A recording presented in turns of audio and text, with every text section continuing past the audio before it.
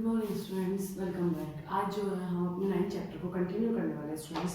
हमने 9th chapter जो infrastructure था आपके उसको पढ़ना स्टार्ट किया था। आपको याद होगा कि हमने क्या क्या पढ़ा है। What is infrastructure, there are two type of infrastructure. हमने दोनों के बारे में पढ़ा था, इकोनॉमिकल और सोशल, कि इकोनॉमी से रिलेटेड कौन से होते हैं और सोशल से रिलेटेड कौन से होते हैं।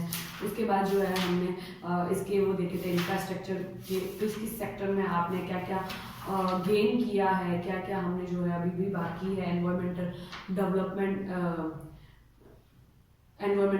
डेवलपमेंट से रिलेटेड देखा था। फिर हमने जो है सस्टेनेबल डेवलपमेंट के बारे में हमने पढ़ा था। फिर हमने इसमें इन्वायरमेंट देखा था। इन्वायरमेंट देखने के बाद में हमने इसके 3 टाइप ऑफ एनवायरमेंटल पॉल्यूशंस के बारे में हमने पढ़ा था।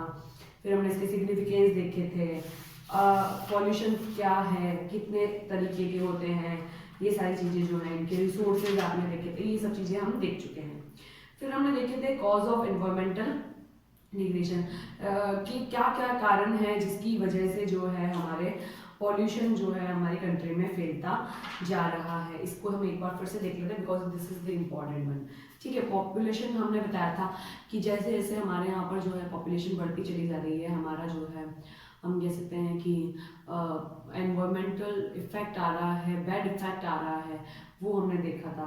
फिर हमने देखा था रिस्पर्ड पुअर्टी, हमने जो है लार्ज सेक्शन ऑफ पॉपुलेशन देखा था। एब्सोल्यूट पुअर जो पर्सन है उनके बारे में देखा था, जो पुअर्टी की वजह से जो है अपने लिविंग स्टैंडर्ड को अच्छा नहीं कर पाते हैं और बहुत सारी दूसरी बीमारियों का शिकार हो जाते हैं।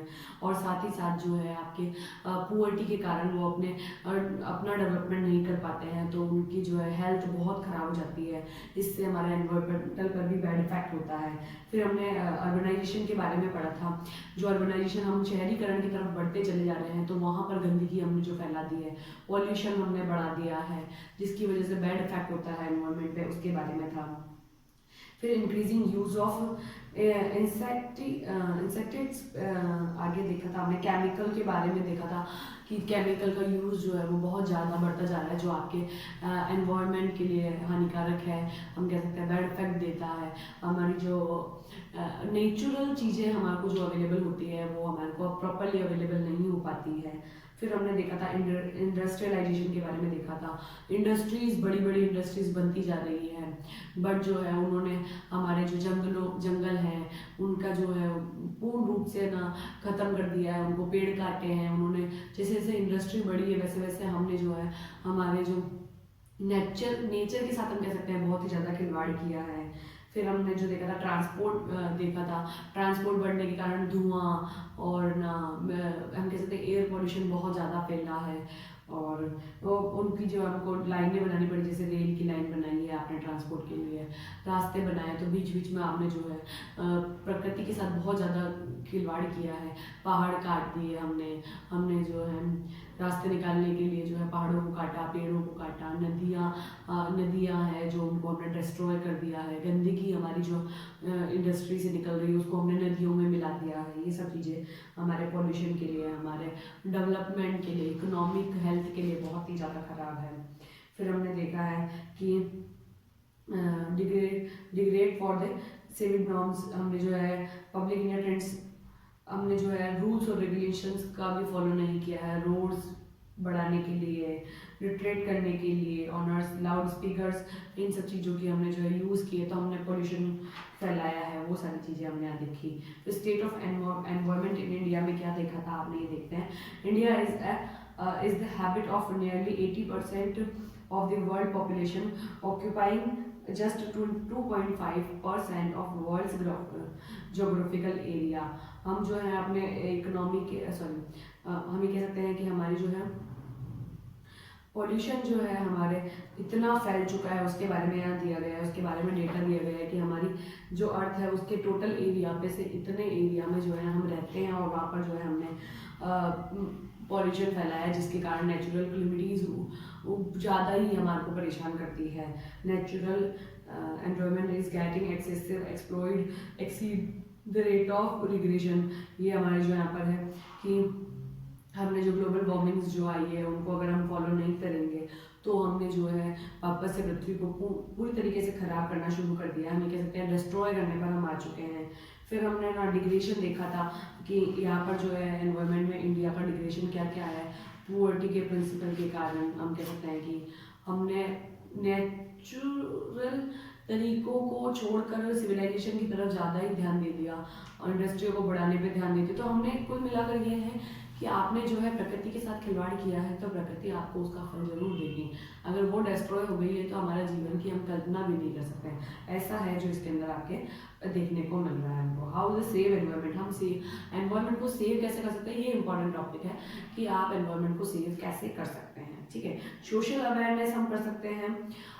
एक हम देख सकते हैं पॉपुलेशन कंट्रोल हम कर सकते हैं, जिसके थ्रू जो है आप एनवायरनमेंट को बचा सकते हैं। जैसे कि हम कह सकते हैं सोशल अवेयरनेस में हम कह सकते हैं कि हमको जगाना पड़ेगा लोगों को कि पॉल्यूशन फैल रहा है तो वो उसके ऊपर कंट्रोल किस तरीके से करें। दूसरा हम कह सकते हैं कि इंडिविजुअल हम जैसे कैंपेन कर सकते हैं जिसमें हम बता सकते हैं कि हमारी प्रकृति की स्थिति ये हो चुकी है, अब हमको इस पर सुधार करना है, कैसे करना है। फिर हम पॉपुलेशन पे कंट्रोल करवा सकते हैं। बहुत सारे प्रोग्राम्स हैं जो अभी भी चल रहे हैं पॉपुलेशन पे कंट्रोल के लिए। फिर हम कर सकते हैं एनवायरमेंटल कन्वर्सेशन एक्ट कर सकते हैं, जैसे जगह जगह नुक्कड़ नुक्कड़ पर हम शोज करके बता सकते हैं कि एनवायरमेंट पर हमने इतना बैड इफेक्ट डाला है तो उसका जो है रिएक्शन ऐसा आएगा, तो लोग उससे डर के अब कम से कम थोड़ा बहुत तो अवेयरनेस आएगी। फिर हम जो है कैंपेन कर सकते हैं। फिर हम जो है control over industrial and agriculture pollution, हम जो है इंडस्ट्री से जो पॉल्यूशन निकलता है उस पर कंट्रोल कर सकते हैं। कुछ ऐसी चीज़ें यूज़ करें जिससे पॉल्यूशन फैले ही ना। फिर जो है हम एग्रीकल्चर पर जो है उसको ध्यान दे सकते हैं ताकि हमारी रॉ मटेरियल की व्यवस्था तो अच्छे से हो पाए। फिर वाटर मैनेजमेंट हम कर सकते हैं।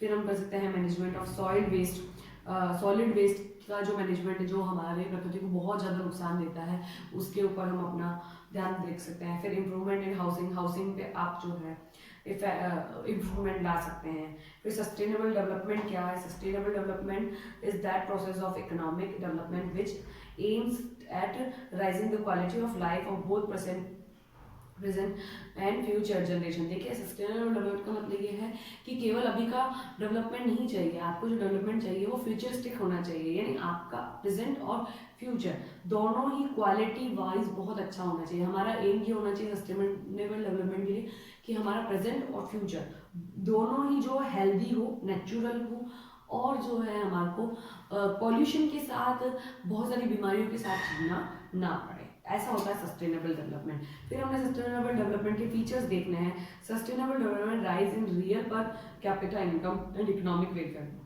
कैसे पता चलेगा सस्टेनेबल डेवलपमेंट हो रहा है या नहीं, तो कैसे पता चलेगा स्टूडेंट्स कि सबसे पहली जो इसमें होगी वो पर कैपिटा इनकम इंक्रीज होनी चाहिए डेवलपमेंट के लिए, इकोनॉमिक वेलफेयर होना चाहिए, यानी हर एक व्यक्ति कुछ कमाना होना चाहिए, उसके पास इनकम होनी चाहिए ताकि वो अपनी जो है नॉर्मल लाइफ जी सके, वो जो है अपनी बेसिक नीड्स को कंप्लीट कर सके, तभी पुअर्टी खत्म होगी।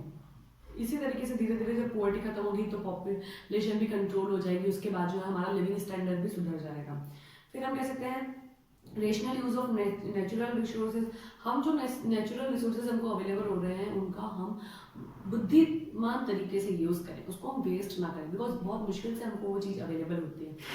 ये एक बार मिल जाती है फिर वापस अवेलेबल भी नहीं होगी, मिलेगी नहीं मिलेगी इसकी कोई गारंटी नहीं है आपके पास। तो आपको वो जो चीज़ प्रकृति अवेलेबल करा रही है उसका पूरा यूज़ करें, उसको वेस्ट ना करें, ये चीज़ हम कर सकते हैं। Ability of future generation on the fulfil their needs not to be impaired. ये जो है हम अपनी जो है नीड्स को कंप्लीट करने के लिए सारे ही साधनों को एक साथ यूज ना करें, हम जो है फ्यूचरिस्टिक होने चाहिए। आज हमें अगर पेट्रोल अवेलेबल हो रहा है तो हम इतना वेस्ट ना करें कि हमारी आने वाली जनरेशन को वो अवेलेबल ही ना हो।